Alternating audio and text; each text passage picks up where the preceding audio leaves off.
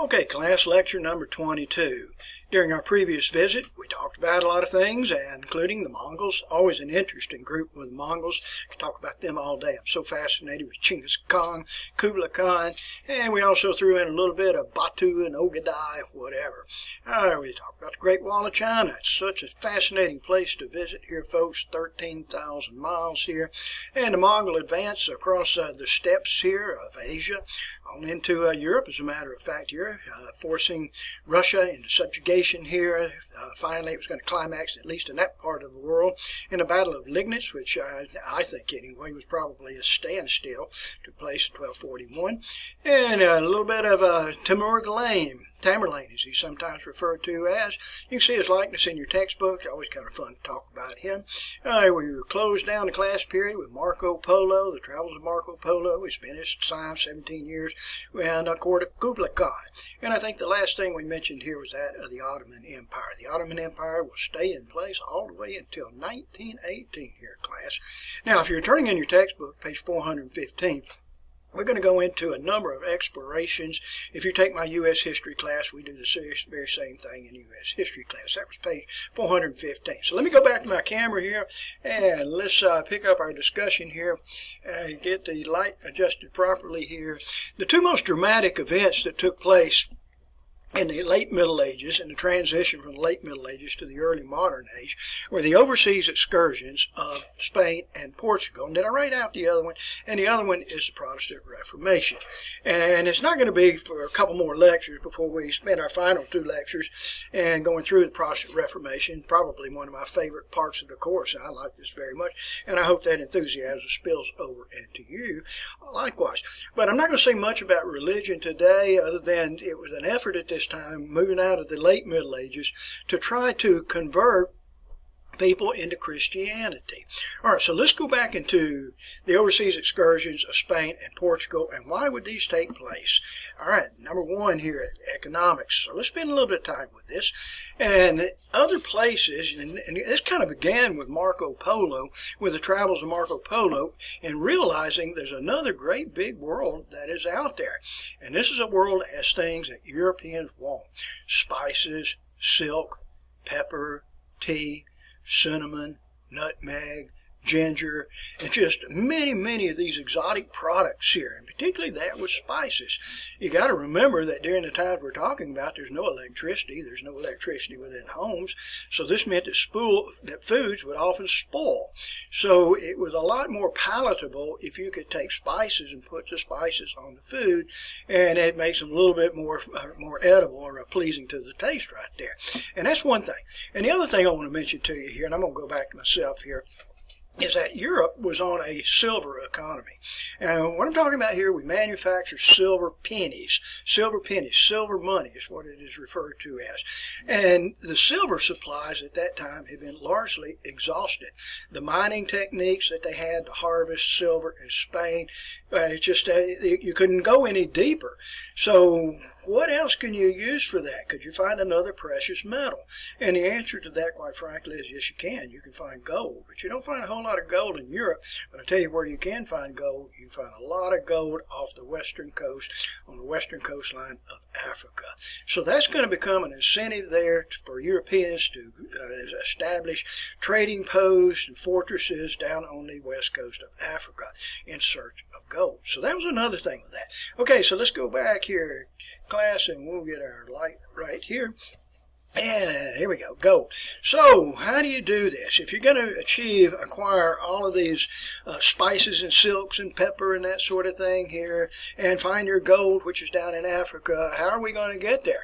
Well, the idea might jump through your mind, well, we could, maybe we can fly. Well, we haven't developed the techniques for flying at that time. And if you're going to go to China or India, and you're going to do this on land by trying to go down the Silk Road, guess who's waiting for you along the way? And those are the Muslims. Those are Turks and Muslims. And they have grown quite hostile by this time, to Europeans. So can we come up with another method in which we can possibly go to those areas? And you can see it right here in front of you. It's by going to the sea. And crazily enough here, the nation that gets really involved in this is Portugal. All right, Portuguese are the people, and the Portuguese have already established, shall we say, communities or colonies here in the Azores. The Azores are about 1/3 of the way across the Atlantic Ocean. And actually, by the year 1440, the Portuguese could easily have sailed over to North America or South America. But they haven't done so at this time here, and I can't really answer why, other than, you have no map, so you don't know where you're going. And the other area was the Madeira Islands, which is off the west coastline of Africa. And primarily in those two areas, you could raise sugarcane and you could produce wine. Now, I don't drink much wine myself. I'm not a wine drinker of great quantity by any means anyway. But I've been told that some of the Madeira wines are some of the best wines in the world. So that's what you can do. You can raise your grapes, and do the wine, manufacture wine there on the Madeira Islands or even in the Azores. Okay, so let's move on into Portugal. And I'll try to distinguish with these explorers here, whether they're Portuguese or Spanish. But all of these first ones that we talk about are Portuguese.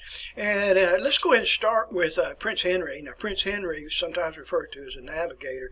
And Prince Henry was not given that title, the navigator, until probably 200 years after this anyway. And Prince Henry never made any of the voyages himself. He was a third son of the Portuguese king, Juan Primero. But anyway, he organized about 15 voyages. And these voyages will take place between the years 1418 and 1460 anyway. All right, and I wrote out a name there. I can see it in front of me anyway. Elmina, that's one of the Portuguese forts trading areas there that was off the West African coastline. All right, so that's Prince Henry there. I'd like you to remember the name. Let's move on down to another individual here. And again, you can consult all of this on your textbook map here on page 415, I believe it was anyway.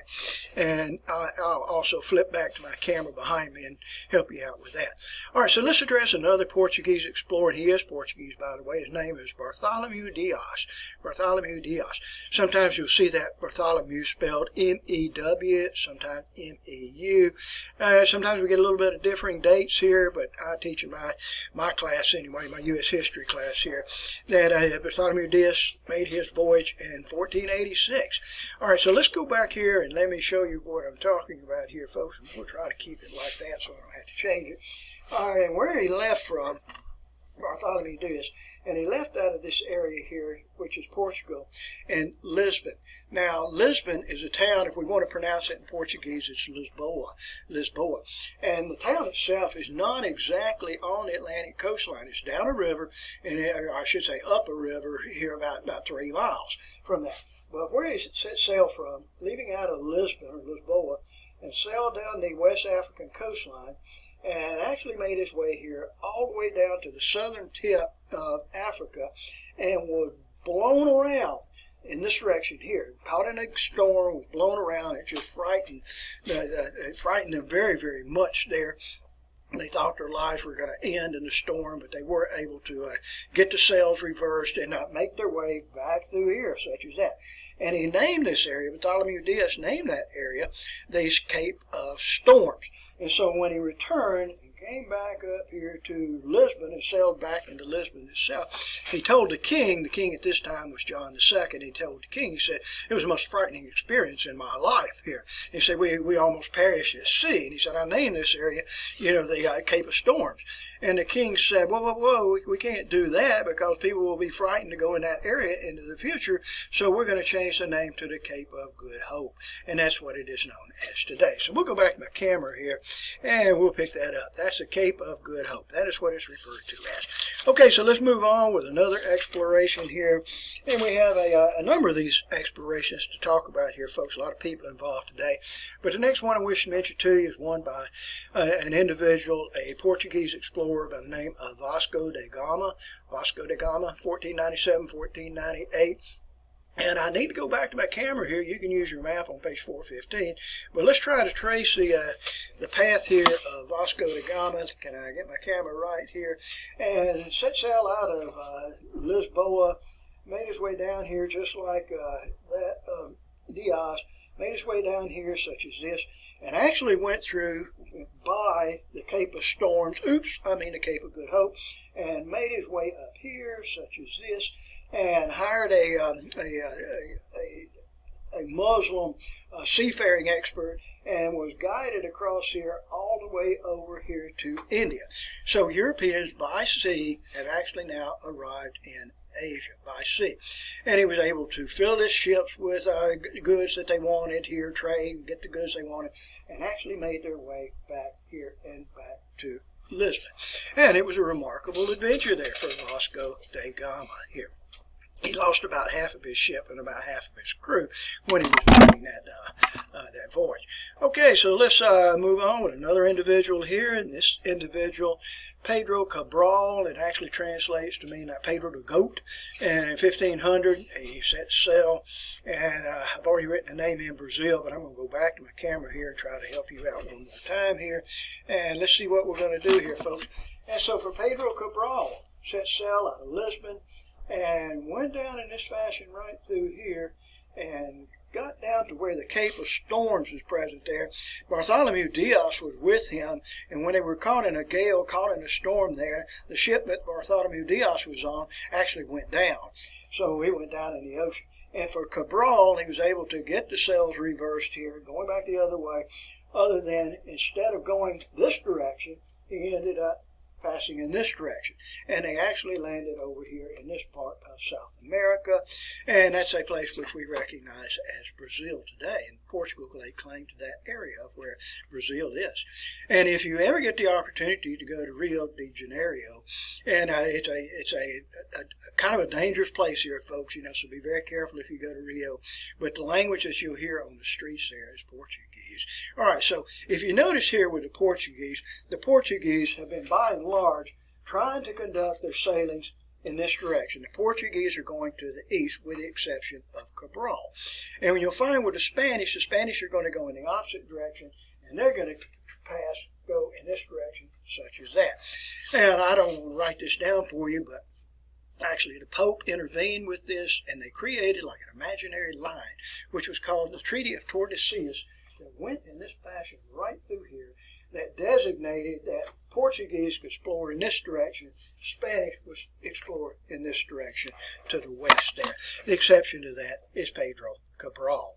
All right, let's see. I want to go back to my camera because I'm going to show you several things here. And this is kind of interesting here, folks. If you ever visit into Portugal, you'll certainly appreciate the visit there. I recommend that you try not to use your Spanish. You have a separate language, Portuguese, you have Spanish. Now, they're very similar languages, but if you go into Portugal and you try to speak Spanish, you'll get the look down the nose. They don't appreciate that very much. All right, now, I told you a few minutes ago that Lisbon is about 3 miles away from where the actual coastline is. And if you look in the background here, you can see this is the Atlantic Ocean in the background there. And coming up here, and I can't draw it very well, this is the river that leads up to the Atlantic Ocean. So what the Portuguese did, they constructed this tower. It's called the Tower of Balaam, or Torre de Balaam. That's what it's referred to as. So what would happen here is when these sailors were setting sail out of Lisbon, the wives and the girlfriends of these sailors would all go out to the Torre de Balaam, the castle there, the tower, and they would assemble themselves up here or someplace around through here so that they could watch and wave to their husbands and to their boyfriends as they set sail.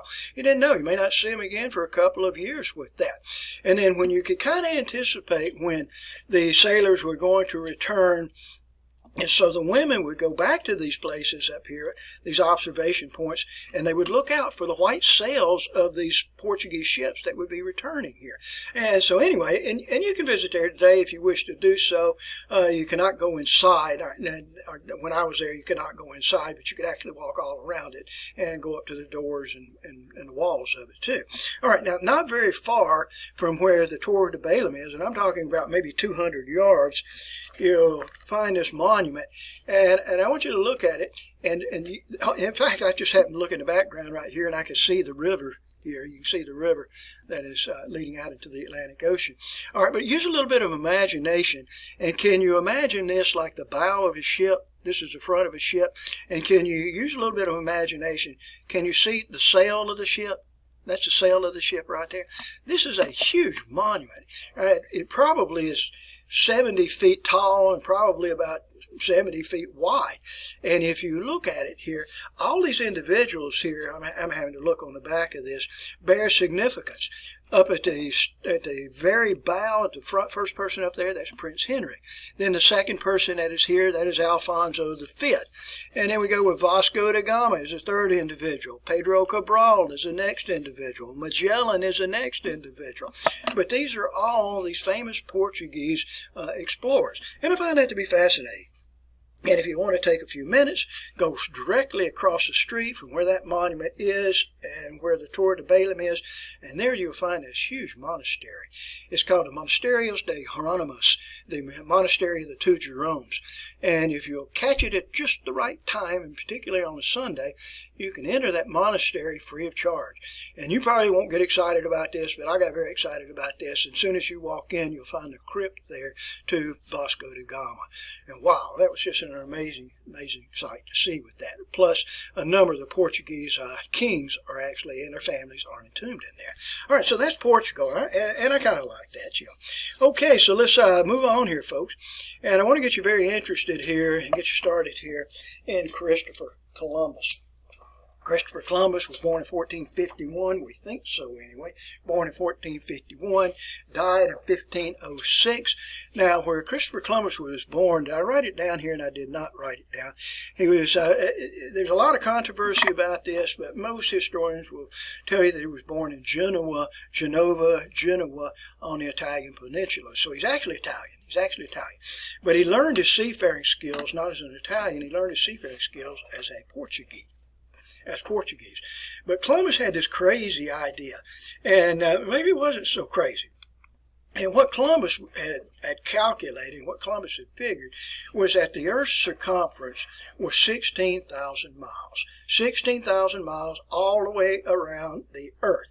And Columbus had this idea that instead of sailing like the Portuguese normally do, sailing to the east, that he could sail to the west. And by sailing to the west, he could arrive in China.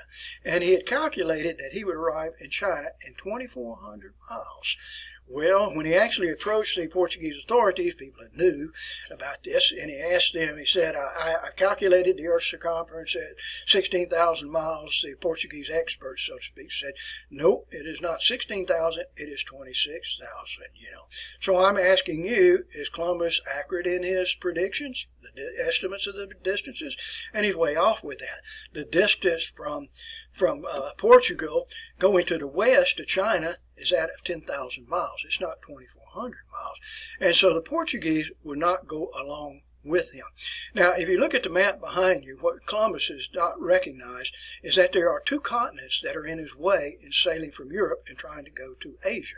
And those continents are North America and South America. But he doesn't realize that. He has no idea that we have those two continents present there because nobody's been there before. No European has been there. Okay, so anyway, Columbus went to the Portuguese authorities and they said, no dice, you know, we're not going to fund this silly voyage of yours. And then Columbus went to England, and the English would not likewise fund his voyage. And then Columbus went to Spain. And here he sat down with Queen Isabella, and he asked her, would she be willing to fund this voyage going to the west? And she did so, and she agreed to this. Now, Queen Isabella was married to King Ferdinand of Aragon, Queen Isabella of Castilla. All right, so anyway, so Columbus has his voyage now approved. All right, so let's go back here and let's pick this up a little bit more. Queen Isabella, that's what I mentioned a few minutes ago there. All right, so Columbus is going to organize his first voyage. I didn't write this down for you folks here, but his first voyage, which will be in 1492. Christopher Columbus' first voyage in 1492. And where they're going to sail from is out of a place which is known as Palos. Now, it's not known as Palos today. That city's not known as that. I can't remember the name of it. Let's see if I see it on the map map right here, and I do not remember the name of that, other than where at that time it was called Palos. And when he's going to first set sail, he's going to leave on the 3rd of August in 1492. He has with him 90 men. I did not write down the ship names here, but those ship names were, as you probably are very well aware of, the Nina, the Pinta, and the Santa Maria. Nina, Pinta, and the Santa Maria. And the Santa Maria was a large ship. It was a square rigger, and the other two ships were little caravels. All right, you got 90 sailors here, and of those 90 sailors, 3 tiny ships, so it was quite crowded conditions there. You often had to sleep in shifts because you just did not have enough room for everybody to be asleep at one time, which you would not do that anyway because it would be dangerous. But when Columbus set sail, he had no idea where he's going. It's like going to the moon. It honestly is here, folks. So sailing across the ocean here, I'm going to go back to my camera here, and where he sailed from was over here in what is called Palos, and I'll think Cadiz is the name of the city today anyway, and set sail. Still a little bit of controversy where he actually landed. We think that it probably was in the Bahamas here, at this island here, which today we recognize it as Watling Island. When Columbus landed there, he named that island San Salvador, Holy Savior. Columbus was a very religious individual. He was Catholic, very religious. And that's where they landed right there, San Salvador. If you're taking your cruise out of Fort Lauderdale or Miami and you're going to St. Thomas, you will probably pass by Watling Island. Ordinarily that's done during the night, but sometimes it might be that you actually sail by it during the daytime. There are people that actually live on that island there. Okay, and he actually explored a little bit further, went to 4 more islands, and unfortunately when they were exploring down in, let's see here, where am I here? They were down in this region right through here. The Santa Maria ran aground. It ran aground on a coral reef there, and it was stuck. And the sailors could not free it. They could not free it, and the only thing they could do was just scuttle it and disassemble it. And they went to, I'm going to go back to my camera here, and they went to the shore there. And do I have it here? And they constructed a fort. And this fort, which is named Fort La Navidad, by the way, and it tells you in the article here, the Lost Fort of Christopher Columbus. And I write it out for you folks where that is located. It's Fort La Navidad, and I did not write it out for you. I know you're familiar with the island, which is called, which is Hispaniola, or part of the island, which is Haiti. Haiti, you had the Dominican Republic, which is to the east, and Haiti, which is to the west. And that's not a good way to pronounce that, by the way. If you're down in those areas there, they pronounce it Haiti. Haiti. We put the H pronunciation on it in English here, and that's not really the accurate way to do that. But they left, I think it was 39 sailors there at Fort La Navidad for Christmas. And Columbus promised them, he said, I will be back in a year to pick you up. And they used the wood that was from the Santa Maria to construct a fort. And when Columbus returned the next year, 1493, there was nothing there. The fort had been burned, and none of the 39 sailors were present there. And probably they had just been killed by the Arawaks or the Taínos Indians. Okay, so Columbus's next voyage of 1493, exploring in the Caribbean there. Almost all of those Caribbean islands were charted by Christopher Columbus. And that's kind of interesting with that. Sometimes he would take Indians and return those Indians, or I should say take those Indians into Europe. Columbus gets, he's been getting a lot of heat lately, about practicing slavery. Well, Columbus never even went to North America. The people that Christopher Columbus took were these Indian natives that were down in the Caribbean area. Anyway, Columbus made his next voyage in 1498. It helps if you use your textbook map on here. And this voyage just actually explored, the third voyage, explored the northern coastline of South America. It went up like this and on up into where Latin America is today, where Costa Rica is. By this time, Columbus's crew had turned on him, and when they did so, they mutinied. They placed him in chains, and he humiliated the man, and then finally took him back to Palos, and he was released with that. Columbus made a final voyage in 1502, and this was a voyage that was essentially the same as the first voyage. Okay, so we have 4 voyages that Christopher Columbus made. Now, Queen Isabella, died in 1504.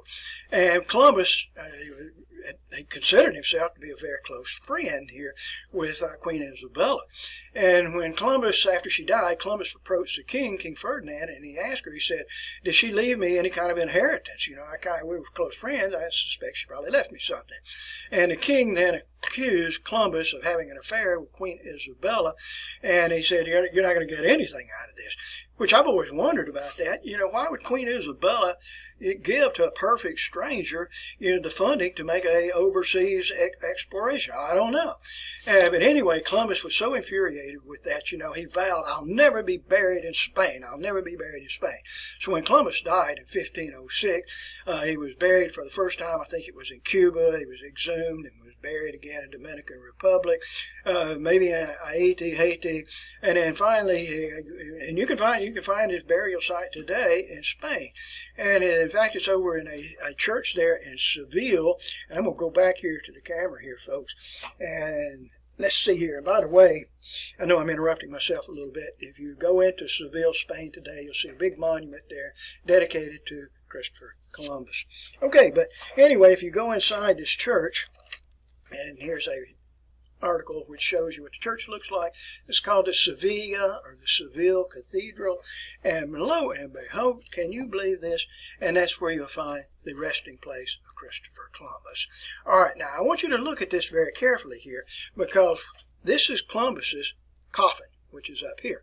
And if you look on each of the corners right there, you'll see that those are figures of individuals. So Christopher Columbus is not buried in Spain.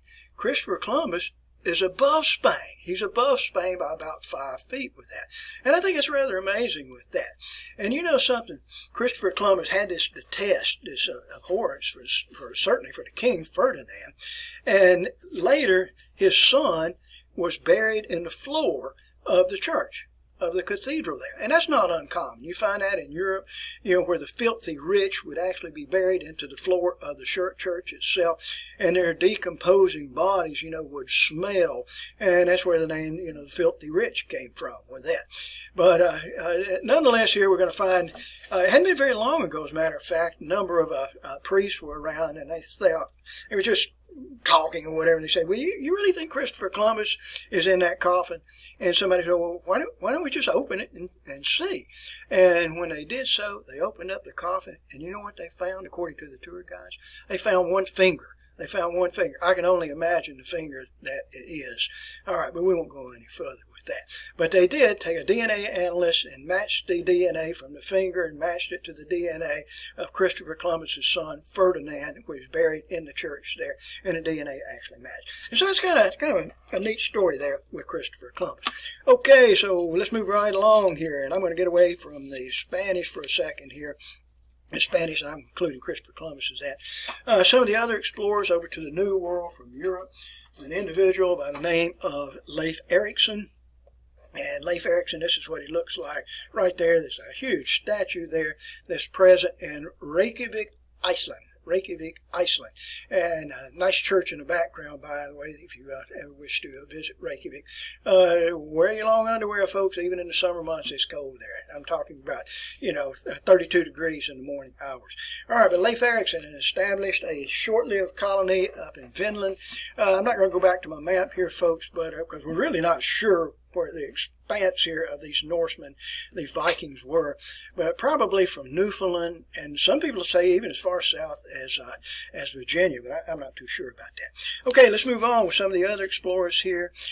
Just a name for you here, folks. America's name for this individual, Amerigo Vespucci, 1497, 1498, and charted the Atlantic coastline all the way from where the Carolinas are, all the way up to where Nova Scotia is. And later he wrote this book, about 1502, wrote this piece which is called Mundus Novus, a new world.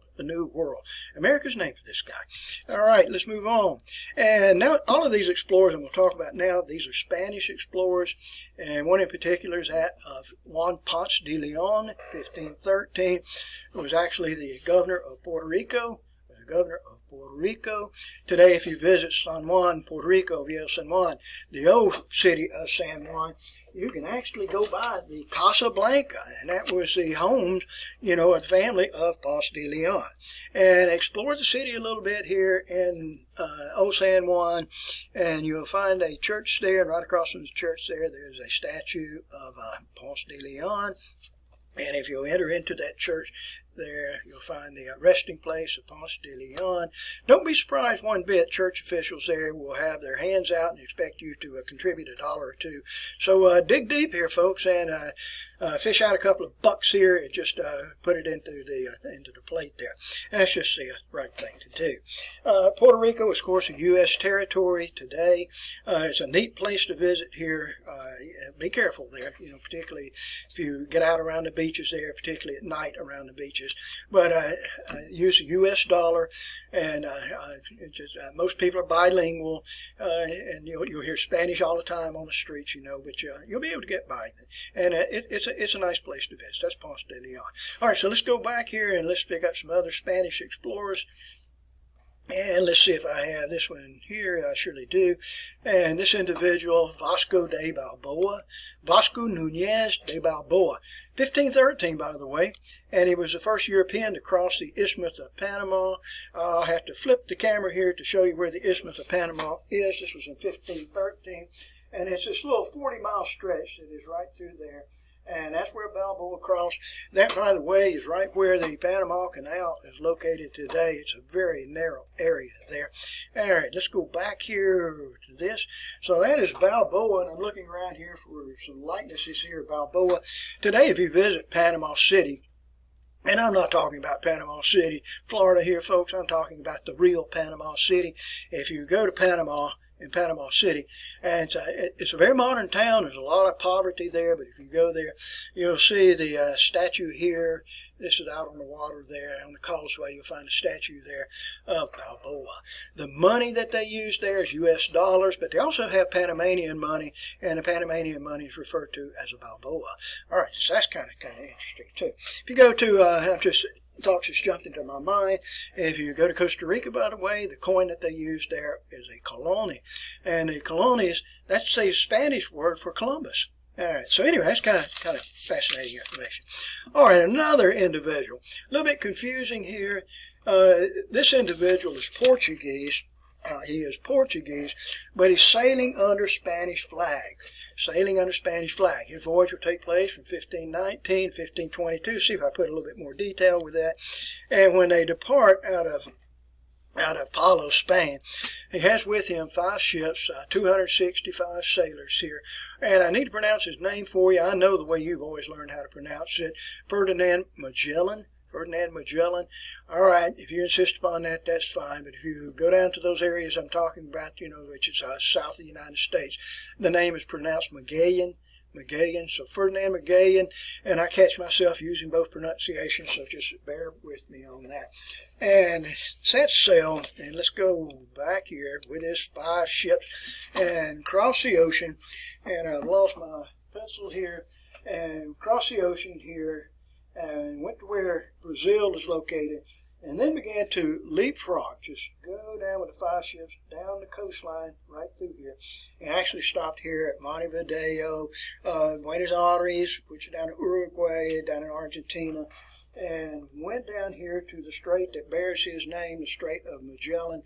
It took them 54 days to get through the strait. The winds are blowing in this direction, so going through the strait there, you were only covering about a mile a day, 2 miles a day there. And really, if you travel into that area, folks, it's just like gale force winds there that's down in the strait. And this is not, by the way, where Cape Horn is located. Cape Horn is down here, down on that tip. It's like being at the end of the world. It honestly is here. The winds buffet you, honest to goodness here. 60 to 80 miles per hour, it's just this incessant roar. But for Magellan, he crossed here, entered into the Pacific Ocean here, and saw how peaceful the Pacific Ocean was and how serene it was, and named it the Pacific Ocean. And for Magellan, we'll pick him up. Let's see if I can find it over here. I'm going to have to turn it over here, and you don't have very good lighting with this, so I'll have to try to darken that. All right. And where Magellan will pass through now, here, on into the Philippines here. And when he arrived in the Philippines, he made an attempt to trade with the Filipino natives there. Also, there's evidence to lead us to believe he tried to Christianize those individuals there, and they turned upon him, and ended up killing Magellan right there in the surf, and a number of his crew members. Those that were fortunate enough to get back on the ships here, and the ships were not destroyed, and crossed the Indian Ocean here, went around the Cape of Good Hope, and made their way all the way back to Spain. So what has Magellan just done? Magellan has circumnavigated the globe. He did not personally, because he lost his life there, but his voyage did do so. And when they returned, they had one ship and 18 sailors. That was all that remained of that original group that left the 265 and the 5 ships. All right, so let's see if I have something here. I'll just show it to you like this here, folks, and I won't show it to you like that because that's upside down. And if down in Argentina, Magellan is very popular. I think he's popular down there. And here's a statue here down at Punta Arenas, and that is not Argentina. I'm just reading the back of my photograph right here, and this is in Chile. All right, so anyway, let's go back here. All right, here. So that was him. Now for the Spanish, and not the Portuguese, now for the Spanish, they assembled a group that they called the conquistadors. Now the word conquistador or conquistadores translates to mean conquerors, and I did not write that out for you. But let's go through a couple of these conquistadors before we close today. And one that I wish to mention to you is a person by the name of Hernando Cortez, Hernando Cortez, governor of Cuba, and he led this expedition to try to take the wealth of the Aztecs. Now, the Aztecs are located where Mexico City is found today. This will take place in 1519, 1521. And incidentally, if you're in Havana, Cuba, and Havana, you can actually see the home there of Cortez. All right, so Cortez led this expedition and went by boat, had about 400, 600 soldiers with him, and they went up to the area where the Aztecs were. The Aztecs were led by a person by the name of Montezuma, or we call it Montezuma II there. And at first, the Aztecs welcomed the Spanish, and they brought gold out, and the Spanish were very, very happy. They're so greedy with that. And then when the Aztecs realized what was going on, the Spanish were only after their wealth. Then they ran the Spanish off, but the Spanish had introduced smallpox into the population, and the Aztec population was decimated so much that when Cortez returned, he was able to take the wealth there of the Aztecs. Good article here, Cortez Bridge to Survival. It's interesting. If we had more time to talk about this, I'll tell you about the battles there in which Cortez's army was almost annihilated. Another conquistador that bears mentioning here, a person by the name of Francisco Pizarro. That's the way you want to pronounce his name, is Pizarro. And the Incas had a population high in the Andes. This is in where Ecuador, where Peru is located today, had a population of about 6 million, 12 million. And Pizarro had with him 188 men. So how can 188 men defeat a nation that has as many people as, say, 6 million individuals? And what they were able to do, they tricked the Inca leader, the Atahualpa, and coming in to talk to them, and then they took him as in custody, and then they ransomed him. And they told the Incas, they said, you bring us all the silver, and we'll release, the Inca, the Atahualpa. And they ended up teaching the Inca leader, taught him how to play checkers, and after about 3 weeks, the Spanish just got tired of fooling with him, and they strangled the guy, they murdered the guy. And for the Pizarro and his followers, they would later enslave the Inca natives there. They were able to locate the Potosi silver mines, and they used this slave labor of the Incas for the next 100 years to mine this silver that was actually Inca silver. It made Spain the wealthiest nation in the world. And I'll share a couple of photographs with you. If you're traveling in that area of Peru, and you go high in the Andes there, and when I say high in the Andes, I'm talking about 13,000 feet, you'll see a lot of llama that's present there. The lady there is dressed in just the way that they dress. This is not in a costume or something like that, but that's the way that they dress. And if you're in that area, be sure and take the time in Peru to go to Machu Picchu. Some of you probably are familiar with that. Machu Picchu, it's a city that the Spanish never discovered, so it was not destroyed. All the other Inca cities were destroyed, but Machu Picchu was not. And so it's been very well preserved to this very day, you know. And it was not even discovered until like 100 years ago. You know. Anyway, and let's see what else I need to mention to you here. And I think the last one I'm going to talk to you about here is Hernando de Soto, not the last one anyway. It's kind of a small conquistador here in importance anyway, but actually went up through Alabama. And some people even say that De Soto's men passed through Jasper, Alabama, or Walker County. And I don't know about that. And the last one I wish to mention to you is one which is known as Francisco Coronado, who opened up the West, trying to find gold, and he was unsuccessful in doing so. Yeah. All right, folks, next time we get together, we're going to be talking about the Renaissance. We've got a couple of lectures to go through with that. I hope you appreciate the topic. Some people get rather bored with the Renaissance. Really one of my favorite topics. Of course, all of these topics are my favorites when I'm lecturing on them. But anyway, that's what's going to be in store for us here. So thank you for your attention.